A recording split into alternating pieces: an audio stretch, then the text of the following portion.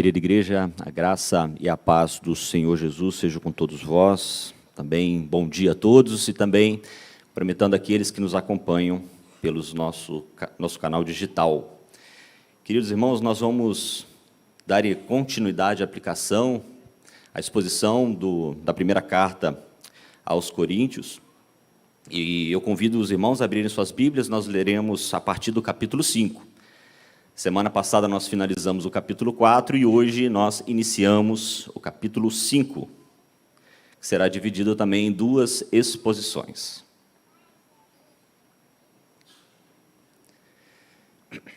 Eu convido você a fazer a leitura do versículo 1 até o versículo 5. Primeira carta aos Coríntios, capítulo 5, versículo 1 ao versículo 5. Diz assim a palavra do Senhor. Geralmente se ouve que há entre vós imoralidade, e imoralidade tal como nem mesmo entre os gentios, isto é, haver quem se atreva a possuir a mulher do seu próprio pai.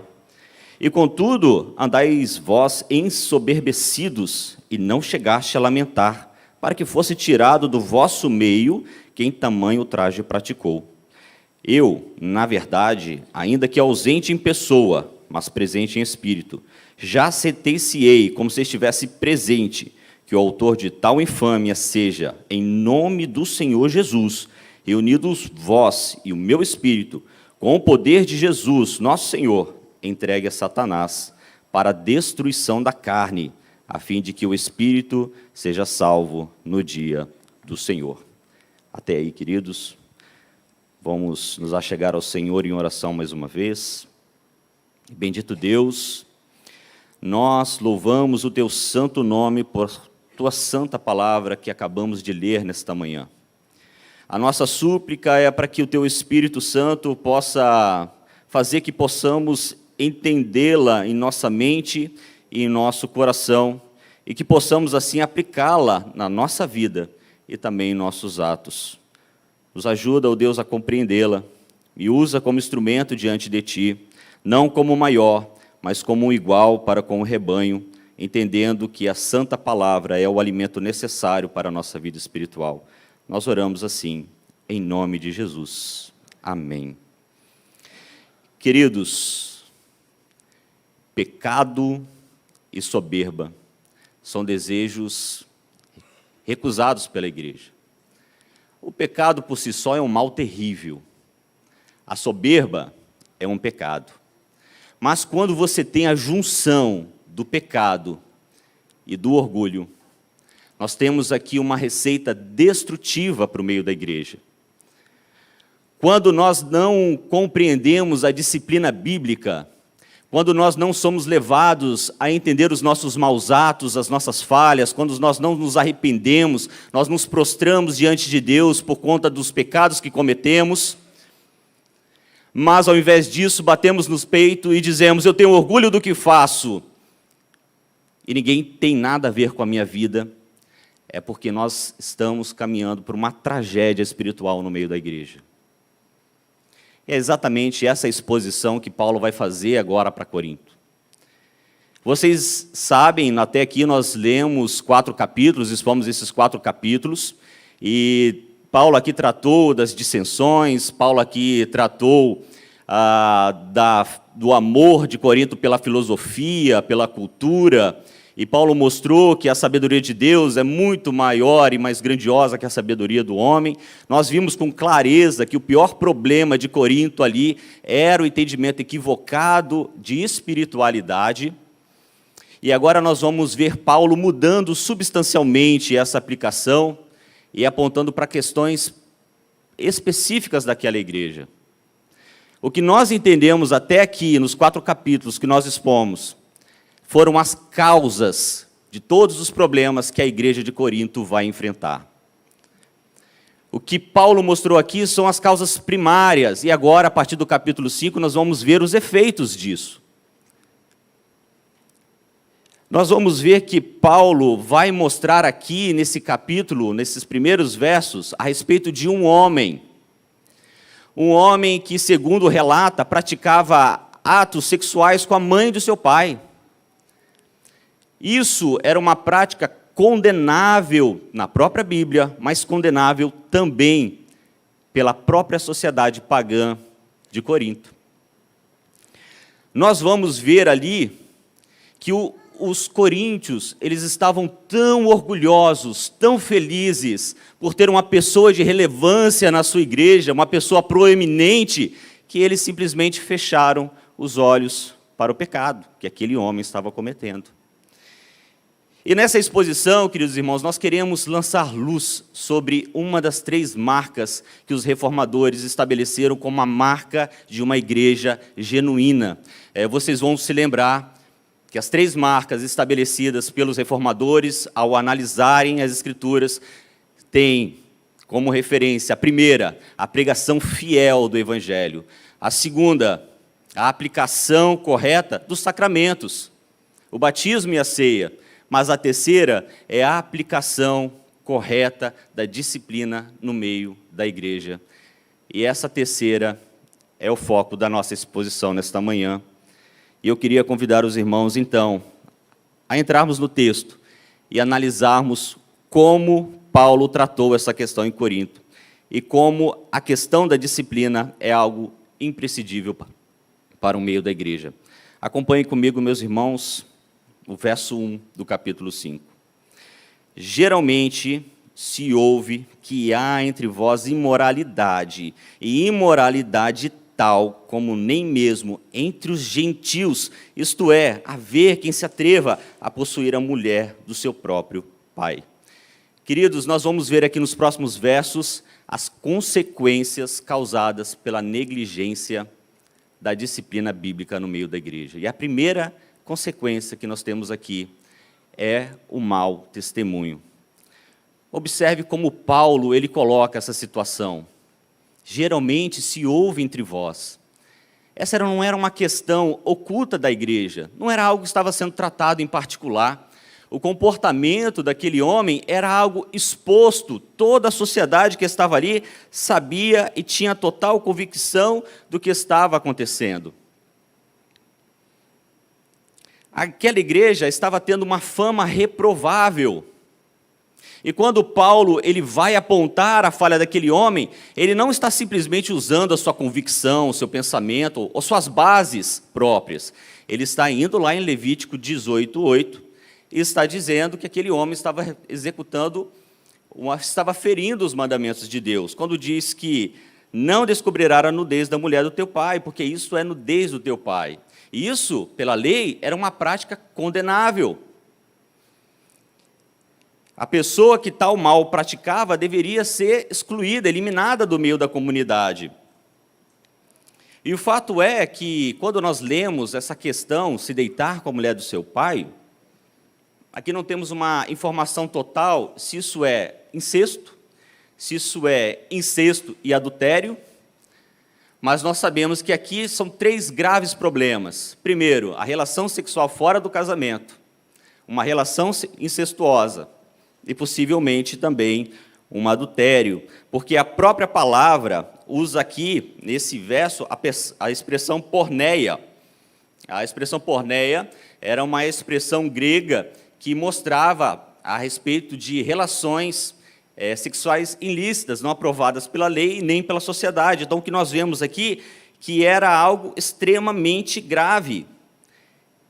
E a igreja, ao invés de se juntar e resolver aquela situação, se alegrava, tinha prazer naquilo, tinha orgulho. E o outro ponto que nós vemos aqui também é que Paulo ele não vai falar a respeito da mulher e também não vai falar a respeito do pai daquele homem.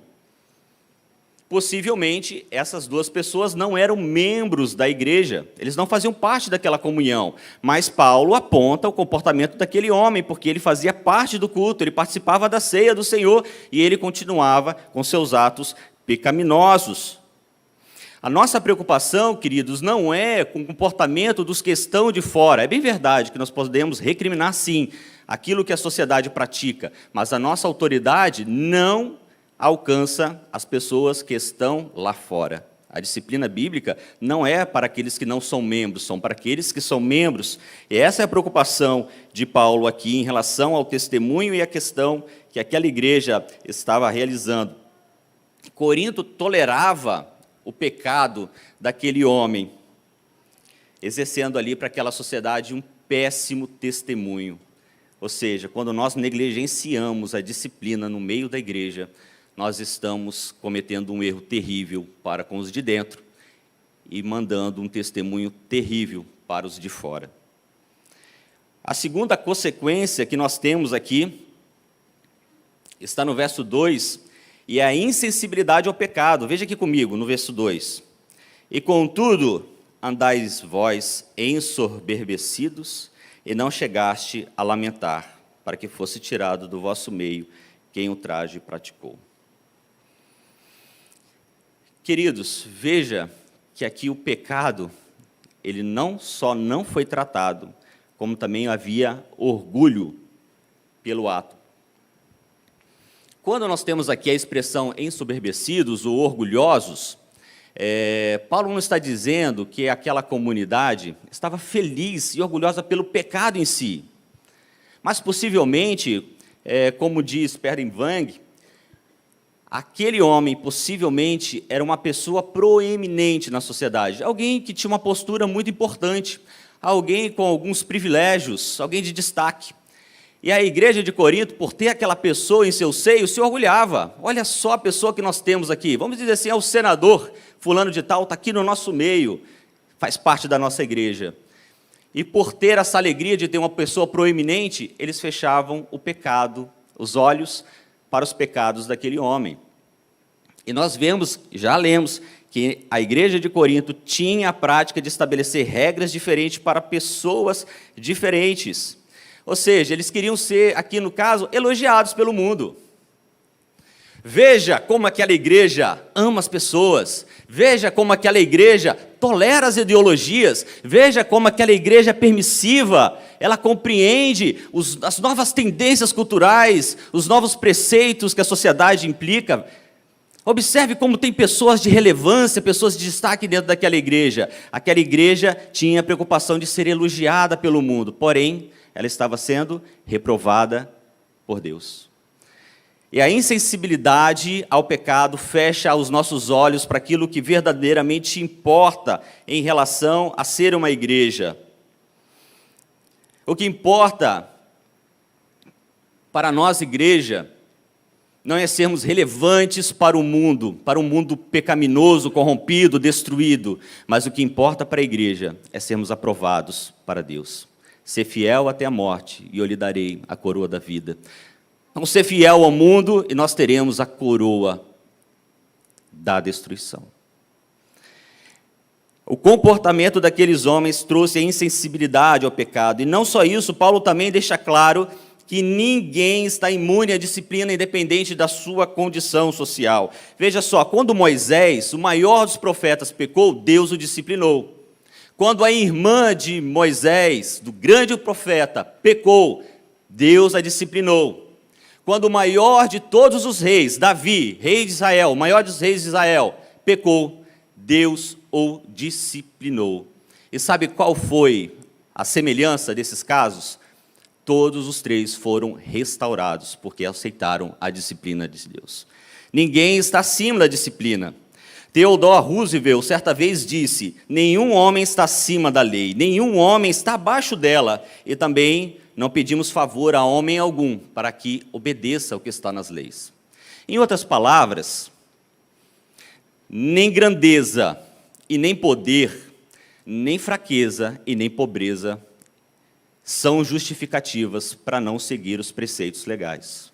Se isso se aplica às leis dos homens, quanto mais as leis de Deus.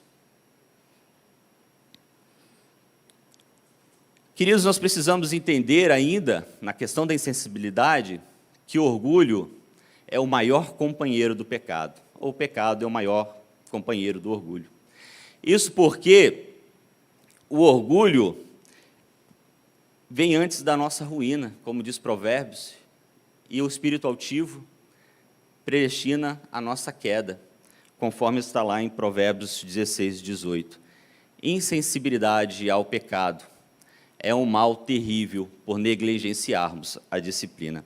Ora, se nós temos, então, esses problemas apontados por Paulo, nós vamos ver agora também como Paulo vai ensinar e como vai exercer a disciplina. E esse é um ponto muito importante para nós, irmãos. Só um minutinho.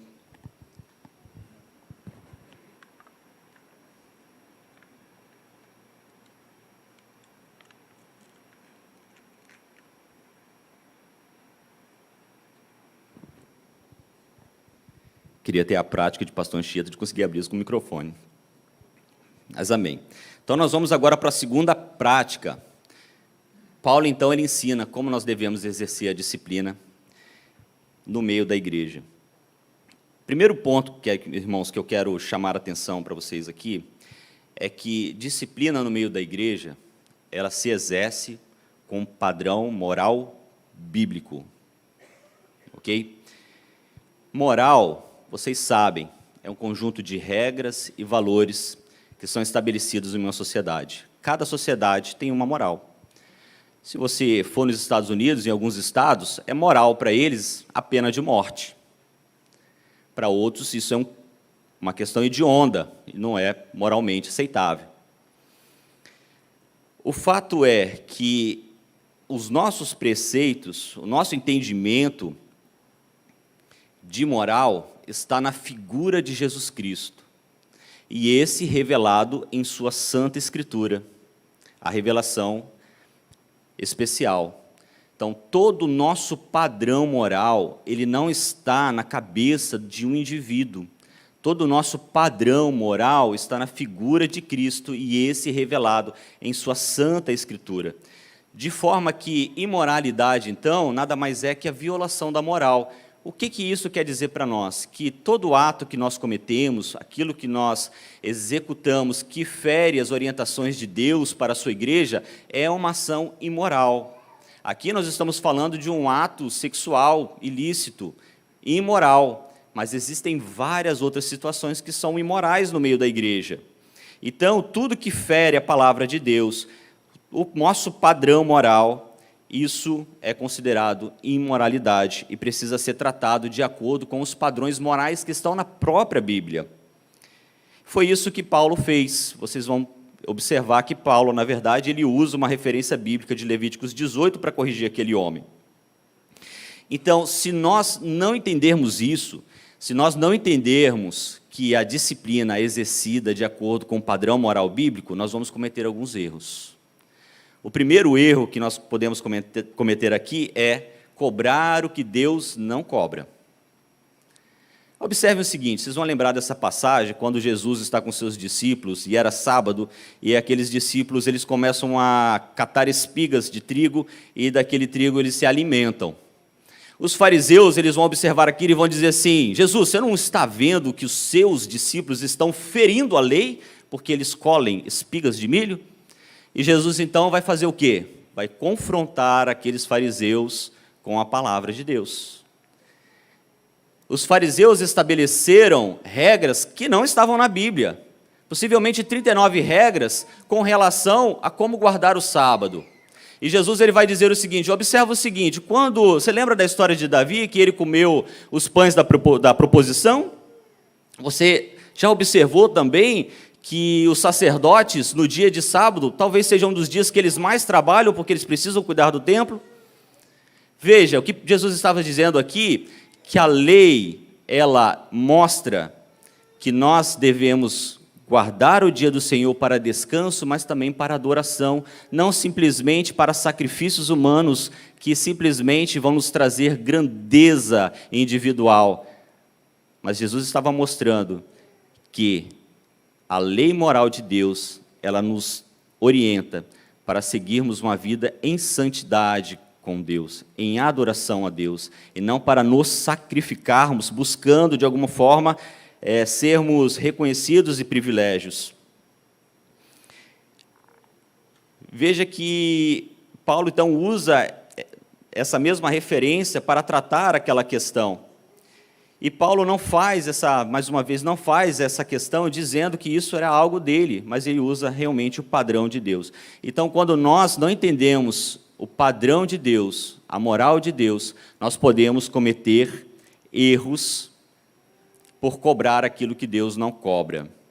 E nós sabemos que existem muitas denominações hoje no meio evangélico que estabelecem regras e princípios que emanam da sua própria consciência ou de uma interpretação equivocada da palavra de Deus, e ao invés de trazer uma liberdade para a adoração, aprisiona o homem em regras que simplesmente vão levar ao homem, talvez, a uma arrogância espiritual e, em alguns casos, a destruição espiritual de algumas pessoas.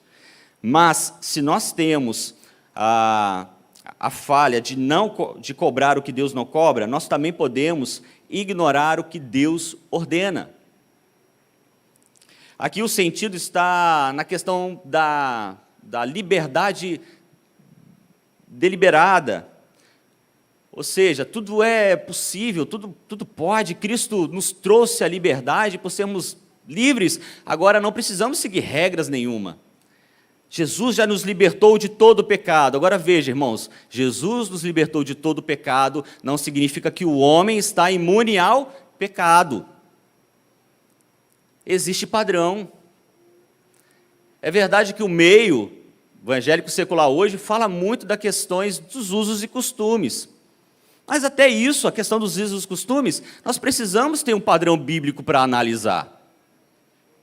Nós falamos muito de vestimentas, não é verdade? Sempre falamos de vestimentas. E qual é o padrão bíblico para vestimentas? Quando nós queremos, se realmente eu me visto bem ou não me visto bem, aonde eu vou buscar essa referência? Paulo fala em 2 Timóteo, no capítulo 2, a respeito de como nós devemos nos vestir com modéstia. Então a Bíblia não diz o que você deve vestir, mas a Bíblia, no seu padrão moral, ela diz como nós devemos nos portar com as nossas vestimentas e com os nossos atos. Da mesma forma também, não adianta você vestir uma burca, uma roupa que te cobra todo.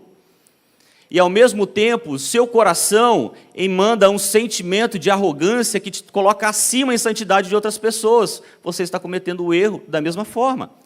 Então, qual é o padrão para nós nos alinharmos a essa questão? Como é que nós resolvemos isso? É o padrão bíblico, é o padrão moral que está contido em Jesus, na Bíblia. E a palavra diz assim: portanto, quer comais, quer bebais, façais qualquer outra coisa, fazei tudo para a glória de Deus. Não nos tornei causa de tropeço, nem a judeus, nem a gregos, e nem a igreja de Deus, segundo está escrito em 1 Coríntios capítulo 10.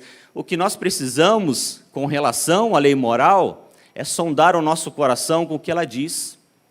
Se o nosso comportamento, o que nós fazemos e as nossas atitudes, ou como nós nos portamos, fere a palavra de Deus, fere a pessoa que está do seu lado, nós precisamos então revisitar esses atos. E isso serve para você e serve também para mim. Não é o que eu acho, não é o que eu penso, não é o que eu entendo, mas é o que está contido na palavra de Deus que normatiza a nossa vida como crente. O segundo ponto da disciplina é que Paulo vai mostrar que a ação da disciplina não é fruto da ira humana, mas ela é um ato coletivo da igreja para com o faltoso. Observe o seguinte: eu, na verdade, ainda que ausente em pessoa, mas presente em espírito. Veja que Paulo, quando usa essa expressão, mais presente em espírito, Paulo aqui não está fazendo uma expressão dualista. Ele não está dizendo aqui, meu corpo está aqui, mas meu espírito está lá. Também ele não está dizendo aqui um comentário superficial. Irmãos, toca aí que nós estamos juntos. Não é isso, não.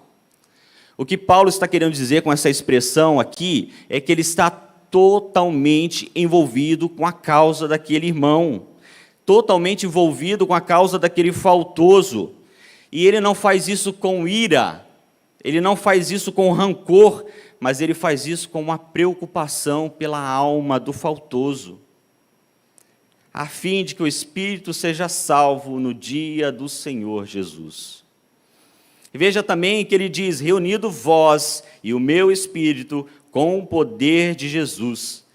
A disciplina é um exercício coletivo, vocês vão se lembrar de Mateus, capítulo 18, versículos 15 a 17, onde ele diz como nós devemos exercer a disciplina.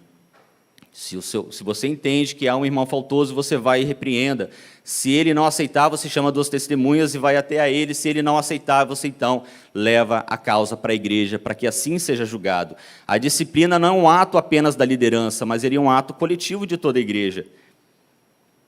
E veja aqui também a expressão entregue, que seja entregue a Satanás. Aí você vai analisar assim, meu Deus do céu, mas que expressão mais cruel. Como assim entregue para Satanás? Mas Paulo está sendo terrível com esse homem. Ele não podia ser mais amoroso com esse cidadão? O que nós precisamos entender com essa expressão é que ser entregue para Satanás aqui era a oportunidade de salvação daquele homem. Já mantê-lo no seu pecado e no seu erro era a condenação e a destruição da sua alma. O que Paulo fez aqui foi o maior gesto de amor que ele poderia fazer por esse homem. Nós oramos muitas vezes pedindo a Deus que nós não sejamos entregues aos desejos do nosso coração. Porque como está lá em Romanos, capítulo 1, 21, quando Deus nos entrega as nossas próprias paixões, nós somos destinados à nossa própria destruição. Já quando nos arrependemos, nós vemos que, por exemplo, em Jó, que Satanás pode até ferir a nossa carne, pode ferir o nosso físico, pode ferir o nosso emocional, mas um coração contrito e arrependido, Deus jamais rejeitará. Então a disciplina pode gerar dor, mas quando ela é feita sem ausência de ira e de forma coletiva, ela vai gerar restauração no meio da igreja, ela vai gerar o fruto do arrependimento e vai trazer um homem que estava a caminho da destruição para uma nova vida e um novo caminhar com Jesus. Paulo não exerceu a disciplina com ira, mas por misericórdia, seguindo o padrão moral bíblico. E isso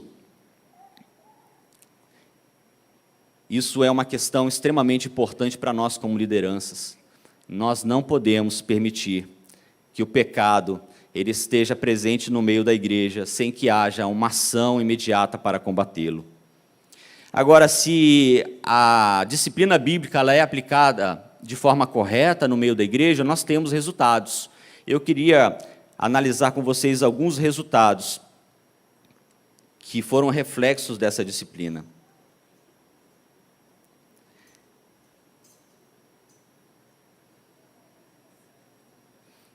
Segundo estudos de inúmeros teólogos, nós vamos ver na segunda carta de Coríntios, no capítulo 2, no versículo 5, um pedido de Paulo para a aceitação de um faltoso no meio da igreja. E nós entendemos, pela colocação desses teólogos, que esse faltoso faz referência a esse homem que foi corrigido aqui na primeira carta de Coríntios. Eu queria convidar vocês, por gentileza, a abrirem a Bíblia. Nós vamos ler rapidamente essa passagem. 2 Coríntios, capítulo 2, diz assim: Ora, se alguém causou tristeza, não fez apenas a mim, mas para que eu seja demasiadamente áspero, para que eu não seja demasiadamente áspero, digo que em parte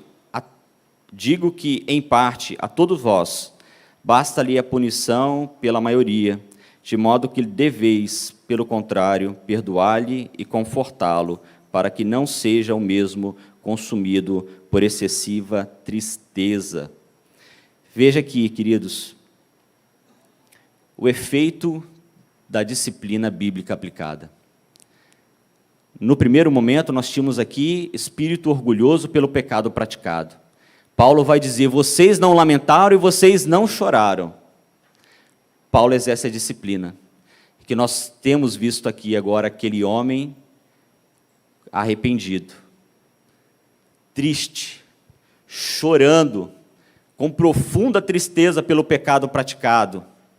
E Paulo diz, agora ele está restaurado. Agora ele precisa ser aceito. Basta disciplina. E nós precisamos entender que a disciplina não é um ato de ira.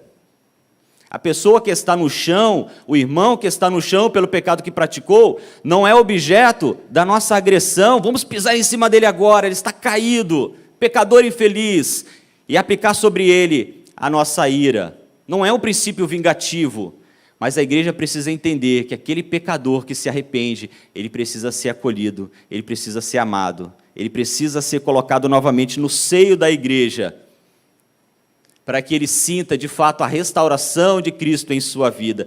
Deus nos usa para a restauração, a aplicação da disciplina, através da palavra de Deus, mas através dos atos da igreja também. Veja os resultados que foram causados pela aplicação da disciplina bíblica bem feita. O primeiro foi o bem ao faltoso, o que não chorava, agora em profunda tristeza e arrependimento, foi restaurado. A purificação da igreja, a disciplina expurgou aquele pecado do meio da igreja, trouxe purificação no meio da igreja. O ato daquela igreja glorificou a Jesus Cristo, porque eles foram fiéis à palavra. Edificou a igreja do Senhor, que agora passou a não só lidar com a disciplina, mas com a restauração do faltoso. Como é bom quando nós vemos um homem, uma mulher, um jovem, um adolescente, que está destruído, sendo restaurado, sendo colocado novamente em uma projeção de esperança pela salvação. Uma pessoa que, arrependida dos seus pecados, agora se coloca com o seu testemunho para orientar outras pessoas. Isso é bênção de Deus para o meio da igreja. E porque Paulo não podia pregar outro evangelho, Paulo não podia pregar outro evangelho, não podia simplesmente fechar os olhos para aquilo, ele deveria pregar a Jesus Cristo e este ressuscitado. E nós, como igreja do Senhor, povo santo de Deus, nós precisamos fazer a mesma coisa, pregar a Cristo e este ressuscitado. Agirmos quando o pecado ele está no meio da igreja, de forma que ele seja tirado do meio de nós, para salvação do faltoso, para a purificação da igreja e para a glorificação de Cristo. Eu quero concluir esta aplicação fazendo uma seguinte provocação para todos nós aqui. Diante de um texto como esse, é inevitável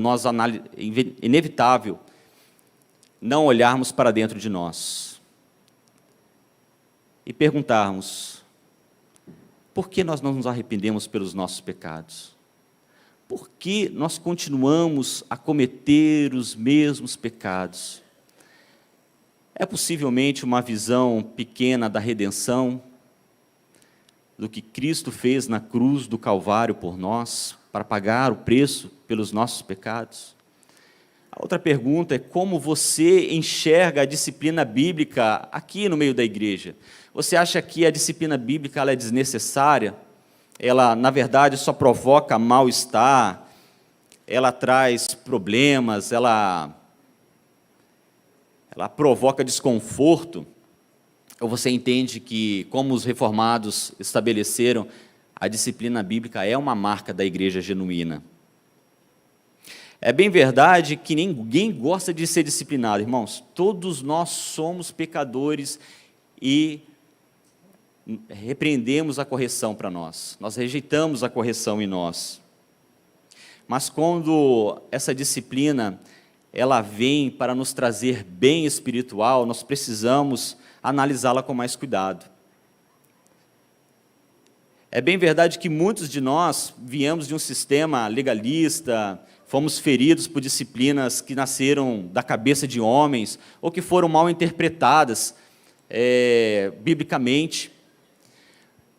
A Bíblia até nos autoriza a rejeitar esse tipo de disciplina, como os bereanos faziam. Nós vamos analisar, ver se isso faz sentido, se não faz sentido, não se aplica.